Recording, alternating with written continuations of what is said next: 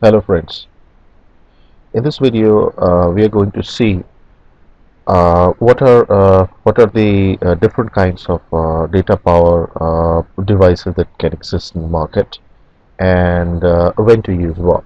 So in my earlier video I have introduced you about data power family, data power appliance family, and I have also shown you the context in which data power appliance is usually used. We have seen that it's a DMZ ready device, and it has a configuration based interface based on which you can configure various services in the data power, and what can usually take tens of programmers in Java and weeks to achieve in high-level programming languages like Java or C++ can be done with the data power in hours.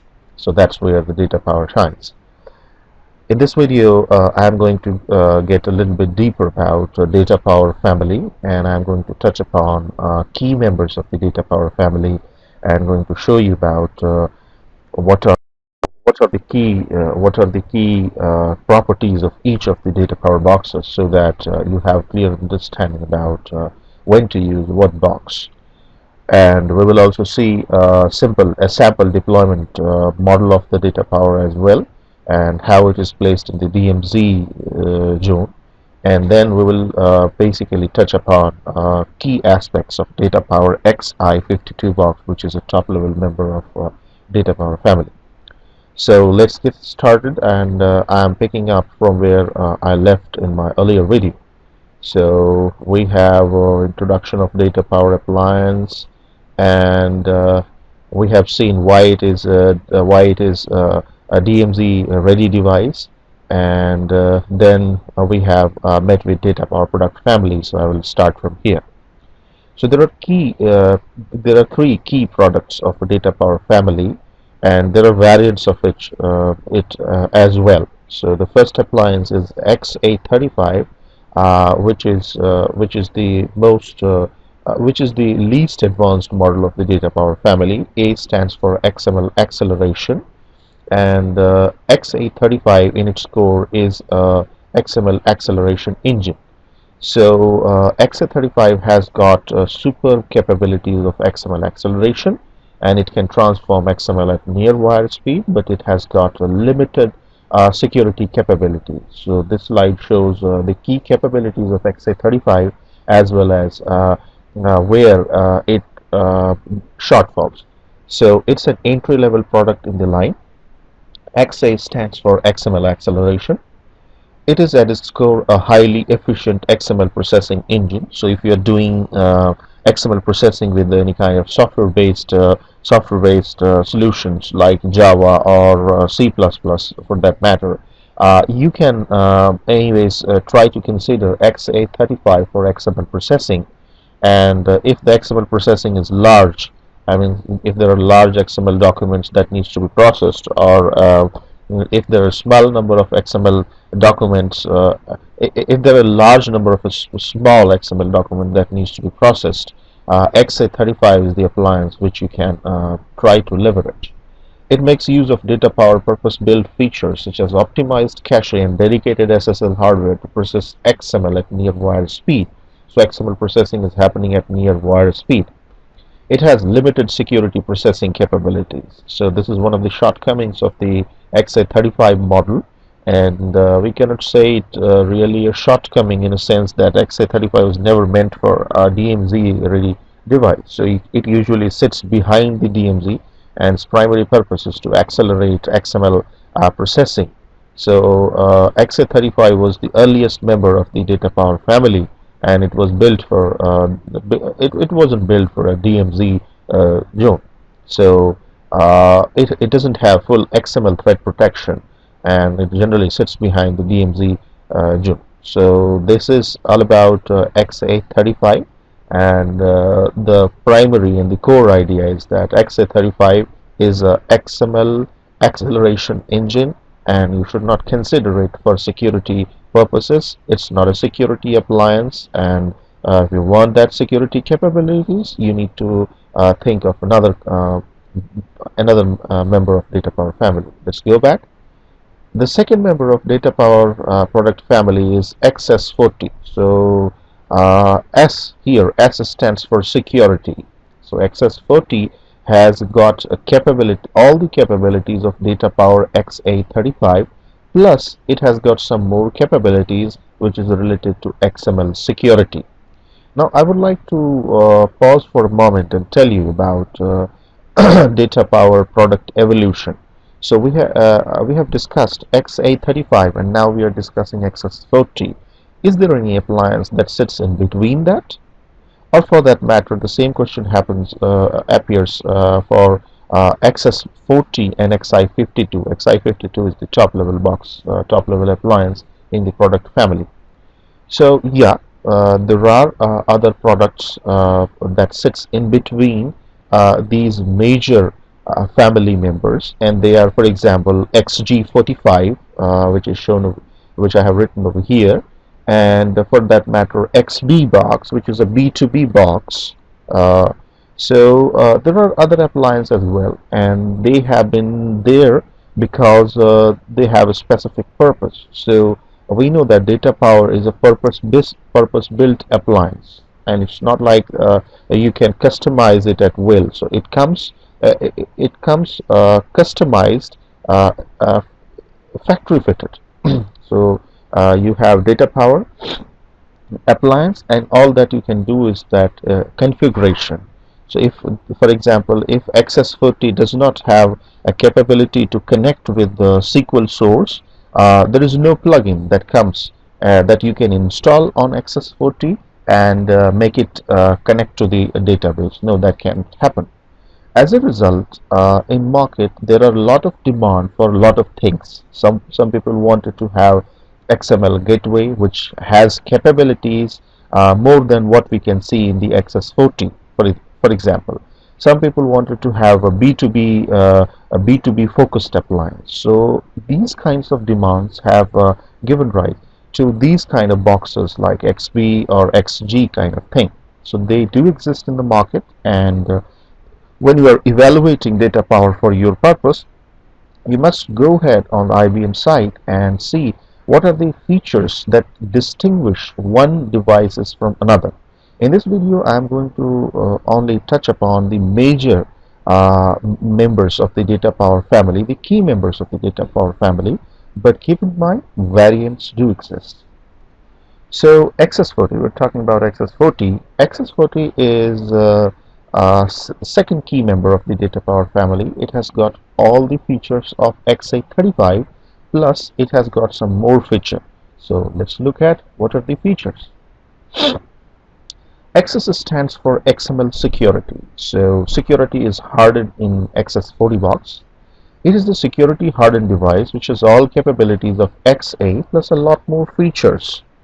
And what those features are: it has a purpose-built encryption decryption module inside that Datapower firmware. So it has encryption decryption utilizing purpose-built hardware for RSA encryption. So usually when you do RSA encryption, or when you do cryptography in your software modules, it is the software which is doing the cryptographic operations. But in Datapower, you can just see that how fast it is, and why it is because it is being done in purpose-built hardware and firmware that comes with the Datapower device.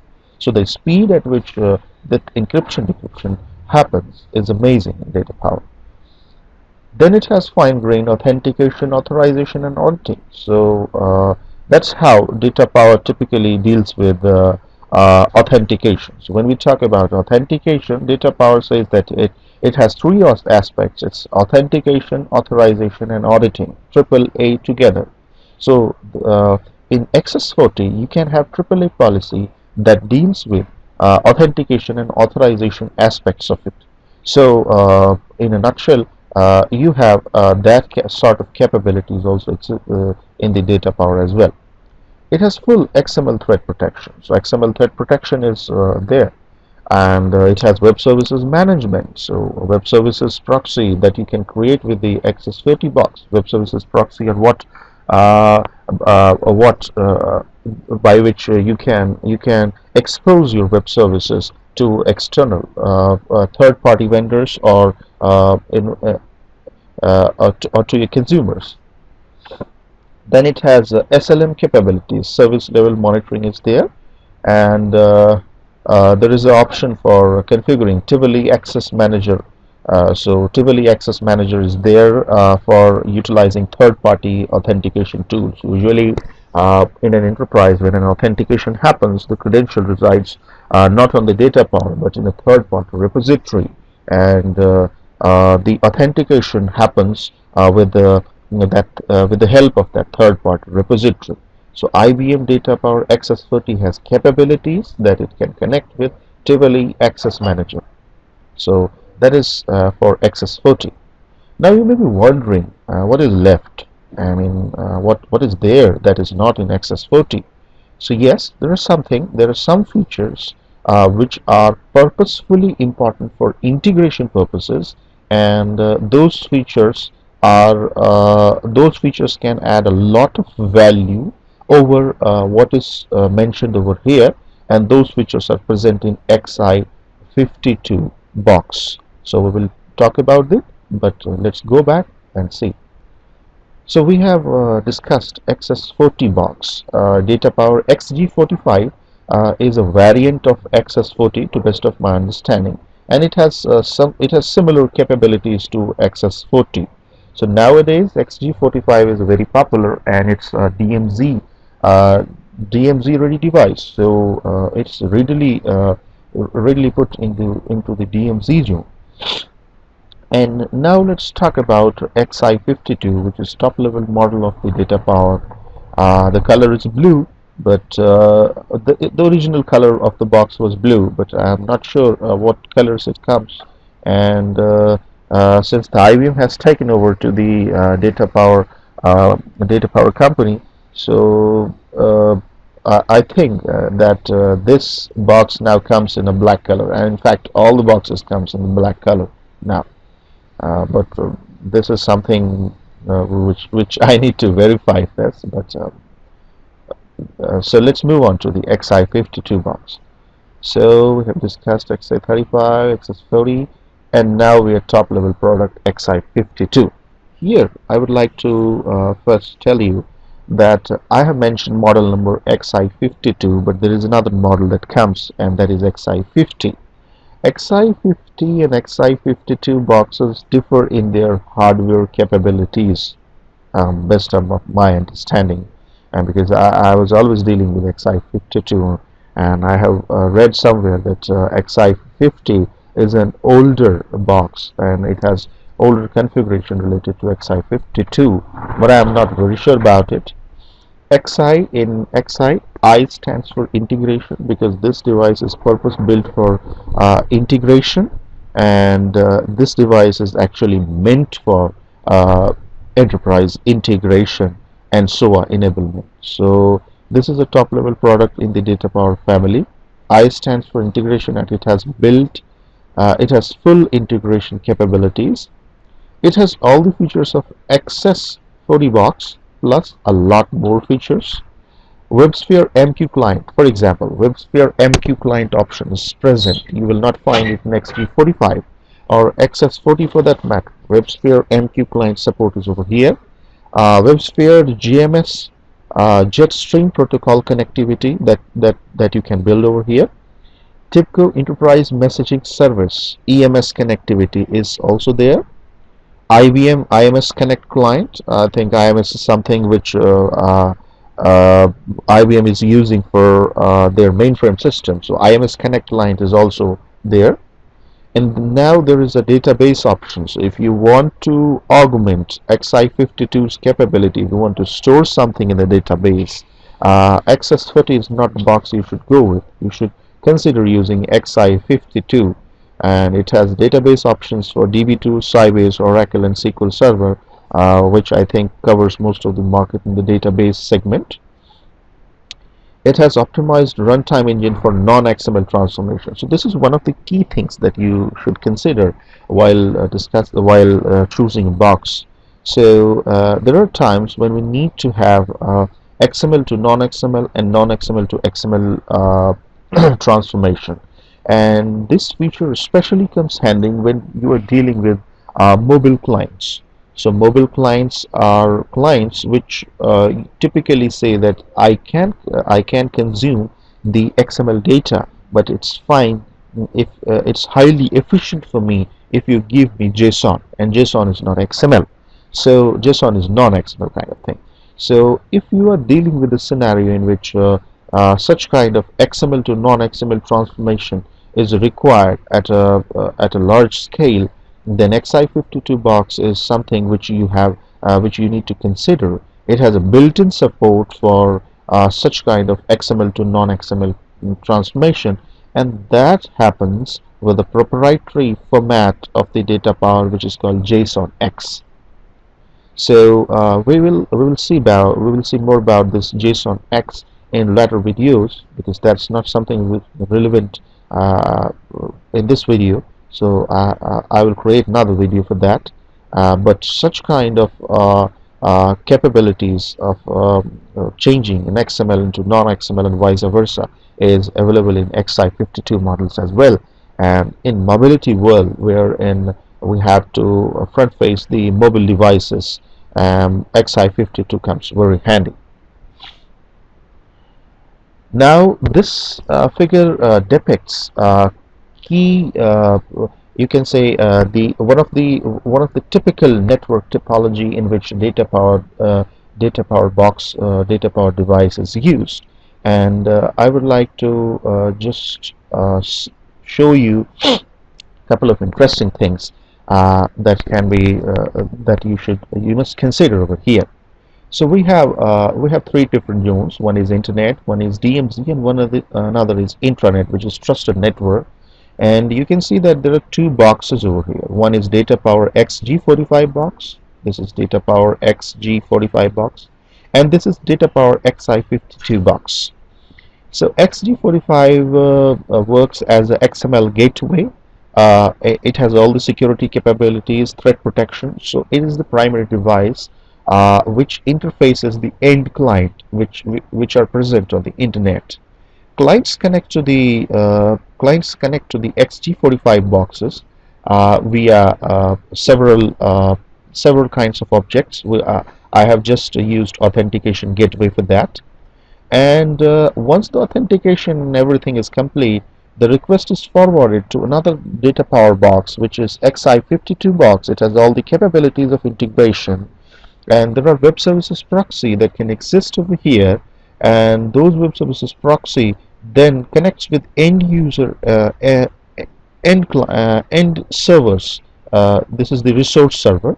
They connect with those servers, they get those resources, and then they fulfill that resource, fulfill the request, and the response goes back to the client. So this is a typical deployment of the data power, in which one data power is deployed in the DMZ zone and another data power is deployed inside the DMZ zone. They collaborate and they work together to fulfill clients' requests. So this is a typical deployment. Variants of its do exist in the market, and I have just tried to explain which device fits where and a typical use case for that. So this is a typical arrangement of data power boxes in a in a solution scenario. Now let's move on to another thing: data power as a member of network infrastructure. So at its physical core, the data power appliances are network devices, and you will come to know you will feel this if you work with the command line options of the data power. You will feel this, and just like when you are working with Cisco router or ASA firewall, you change modes, you go into configuration modes, and you exit out of configuration modes. Similarly, when you deal with the data power, you will see that just like you shoot commands on the router or ASA firewall, you shoot commands in this while working with the data power as well. This is nowhere more apparent than when you are working with command line options. Data power, as its core, is essentially a network device, so it has a full-blown capabilities that fits it into the network infrastructure. And to fit it into the network infrastructure, it supports a number of protocols that allows you to monitor the data power as part of your holistic network infrastructure. And it has so, for example, SNMP is the protocol which we typically use for monitoring devices that exist on the network level, and Datapower has full support of that. Apart from that, Datapower also provides you full support for application level protocols. So that's something people get confused a lot about. I mean, what data power devices? When you are dealing with the data power, you will have to configure a lot of things. You'll have to configure network. You have to configure interfaces, just like you configure in any kind of a box. It has a lot of Ethernet interfaces that you need to configure. You need to configure SNMP, and people who are generally accustomed about application programming, they are not usually trained to do so. So that's something that is required to make data power up and running. And once it's up and running, you'll have an option to deal with application level protocols. For example, HTTP, HTTPS, etc., etc. So people get confused. I mean, what this appliance is, do we need networking skills to operate it? Do we need application programming skills to operate it? So the clear answer is yes. Or what you can do is that what people typically do is that they segment this thing. They say that one of us is data power administrator who has more understanding about networking, and they deal with the network stuff. They deal with assigning IPs, clustering, SNMP monitoring, etc., etc.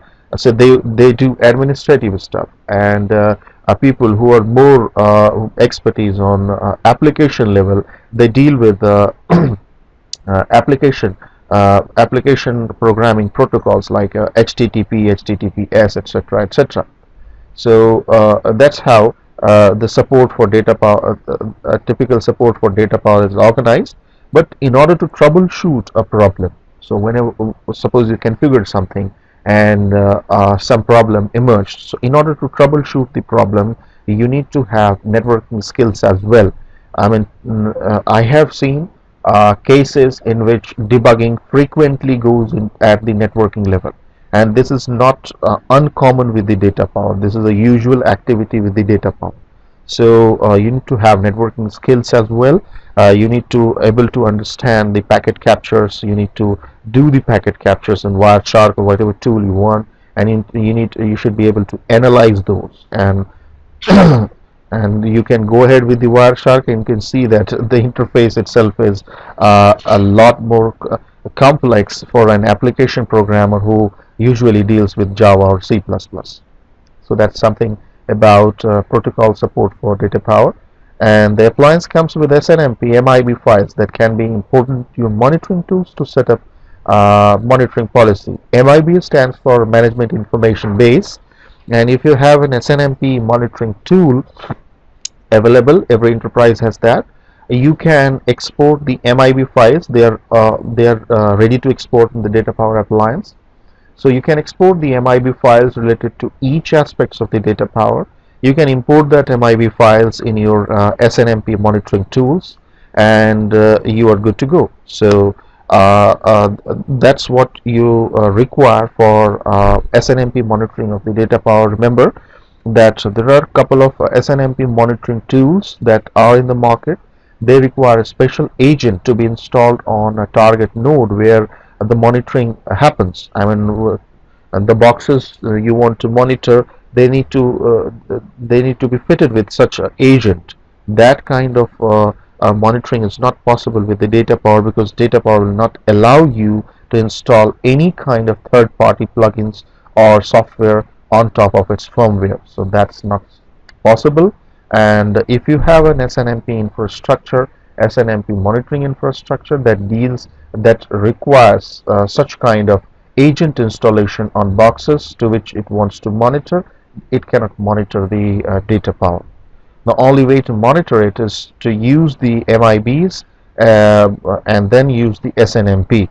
There are other ways in which data power can be monitored and managed. They utilize XML for that matter.